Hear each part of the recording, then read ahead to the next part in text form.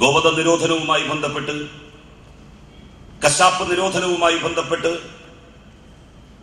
29 ആളുകളാണ് ഇതിനകം ചുരുങ്ങിയ കാലദൈർഘ്യത്തിനുള്ളിൽ അതിക്രൂരമായി കൊല ചെയ്യപ്പെട്ടിരിക്കുന്നത്.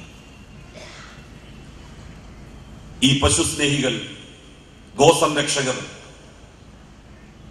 അവർ രാജ്യം ഭരിക്കുന്നു എന്നുള്ള അഹങ്കാരത്തിലാണ്. ഇന്ത്യയിലെ ഭൂരിപക്ഷം വരുന്ന സംസ്ഥാനങ്ങളിൽ അവർക്ക് അധികാരമുണ്ട് എന്നുള്ള അഹന്തയിലാണ്. പോത്തിറച്ചി കഴിച്ചു എന്നുള്ളതിന്റെ പേരിലോ അല്ലെങ്കിൽ പോത്തിറച്ചി കൈവശം വെച്ചു എന്നുള്ളതിന്റെ പേരിലോ എന്നെ ഏതെങ്കിലും ഒരു ഗോസംരക്ഷകൻ കൊല്ലാൻ വേണ്ടി വന്നാൽ ഞാൻ പറയും അയാളോട്, നിങ്ങളെന്നെ കൊന്നോളൂ, വെടിവെച്ചു കൊല്ലാം നിങ്ങൾക്ക്, തൂക്കിക്കൊല്ലാം നിങ്ങൾക്ക്. പക്ഷേ പേപ്പട്ടിയെ തല്ലുന്നത് പോലെ ആളുകളെ കൂട്ടി അട്ടഹാസാരവങ്ങൾ മുഴക്കി തല്ലി തല്ലി കൊല്ലരുത്. അവസാനമുണ്ടല്ലോ, പാമ്പിനെയൊക്കെ കൊല്ലുമ്പോ ജീവൻ പോയി എന്ന് ഉറപ്പുവരുത്താൻ വലിയ കല്ലെടുത്തുകൊണ്ട് തലക്കെറിയുന്നു. അതുപോലെ നിങ്ങൾ എന്നെ കൊല്ലരുത്.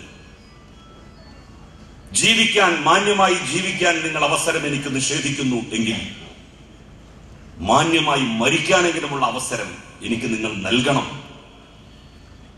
അതാണ് ഈ രാജ്യത്തുള്ള നല്ലവരായിട്ടുള്ള മനുഷ്യർക്ക് ഇത്ര തോന്നിവാസങ്ങൾ കാണിക്കുന്നവരോട് പറയാനുള്ളത്.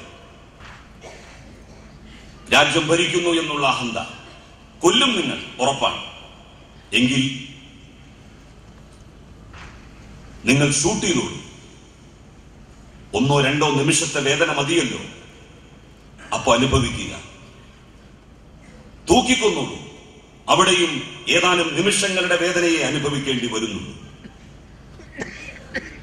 ആളുകൾ കാണുകെ തച്ച് കൊലപ്പെടുത്തി അവസാനം ആരും സഹായിക്കാനില്ലാത്ത നിസ്സഹായതയിൽ മരണത്തിന്റെ കയത്തിലേക്ക് വഴുതി വീഴുമ്പോ ദൈന്യമാർന്ന ആ മുഖം വീഡിയോ ക്യാമറയിൽ പകർത്തി സോഷ്യൽ മീഡിയകളിലൂടെ പ്രചരിപ്പിക്കുന്ന ഈ നരാധമത്വമുണ്ടല്ലോ, അതെങ്കിലും ഈ രാജ്യത്ത് അവസാനിപ്പിക്കണം. ഇന്ത്യയുടെ പ്രധാനമന്ത്രി 28 ആളുകൾ കൊല ചെയ്യപ്പെട്ടതിന് ശേഷമാണ് അതേക്കുറിച്ച് ഒന്ന് ഉരിയാടിയത്. ഗോസംരക്ഷകർ ആളുകളെ കൊല്ലരുത് എന്ന് പേരിന് പറഞ്ഞത്. അദ്ദേഹത്തിന്റെ പ്രസ്താവന പുറത്തു വന്ന് 1 മണിക്കൂർ തികയുന്നതിന് മുൻപ് ജാർഖണ്ഡിൽ അൻസാരി എന്ന് പറയുന്ന മറ്റൊരു ചെറുപ്പക്കാരനെ കൊലപ്പെടുത്തി ഗോസംരക്ഷകർ. നമ്മളുടെ നാട് എങ്ങോട്ട് പോകുന്നു എന്നുള്ളതിന്റെ ഒരു ചെറിയ